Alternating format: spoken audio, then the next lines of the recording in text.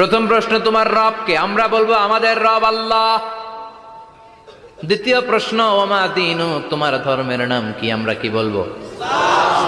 তৃতীয় প্রশ্ন, বিশ্বনবীর চেহারা দেখিয়ে বলা হবে আতারিফু হাদার রাজুল, এই লোকটারে চিনো নাকি? আমরা বলবো চিনি, আমাদের প্রাণের নবী, ঠিক কি না? চাঁদের চেয়ে সুন্দর তুমি নবী আমার কমলিহিওয়ালা, দু জাহানের বাদশাহ তুমি প্যারা নবী সাল্লে আলা, চাঁদের চেয়ে সুন্দর তুমি নবী আমার কমলিহিওয়ালা, ঠিক কি না? তিনটা প্রশ্নের যথাযথ উত্তর যখন দিয়ে দিলেন, আপনার জন্য অতিরিক্ত আরেকটা প্রশ্ন করা হবে, ওয়ামা ইলমুক, তোমার নলেজ কি? তিনটা প্রশ্নের উত্তর যে তুমি করতে পারলা, কিভাবে পারলা, কেমনে জানলা? নকল করে বলছো নাকি জেনে বুঝে আসছো? নকল হয় না? এখন তো পরীক্ষা চলতেছে বোধহয়।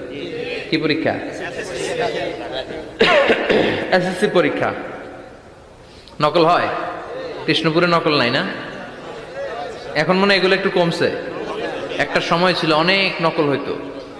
পাঞ্জাবের ভিতরে নকল, পকেটে নকল, টুপির ভিতরে নকল, মৌজার ভিতরেও নকল, এমনকি মেয়েরাও নকল করে পরীক্ষার হলে আসে না নাই? স্কেলের মধ্যে লিখে নিয়ে যায়, হাতের মধ্যে লিখে নিয়ে যায়, ওড়নায় লিখে নিয়ে যায়, কাপড়ে লিখে নিয়ে যায়, আসে না নাই? ফেরেশতারা বলবে নকল করছো নাকি? কেমনে জানলা? তিনটা প্রশ্নের উত্তর তুমি কেমনে বললা? আল্লাহ তোমার রব, ইসলাম তোমার ধর্ম, এই লোকটা বিশ্বনবী, কেমনে চিনলা? আপনাকে তখন বলতে হবে আমি কোরআন থেকে শিখেছি, আমি হাদিস থেকে শিখেছি, আমি ইসলাম জেনে বুঝে মেনেছি, আমি আন্দাজে কোথাও ঘুরি নাই। চিল্লা এখন ঠিক কিনা? আপনাকে বলতে হবে, এজন্য শিখতে হবে, প্রতিনিয়ত ইসলাম সম্পর্কে জানতে হবে, আখের গোছাতে হবে, জীবনটাকে আলোকিত করতে হবে। চিল্লায় বলেন ঠিক কিনা?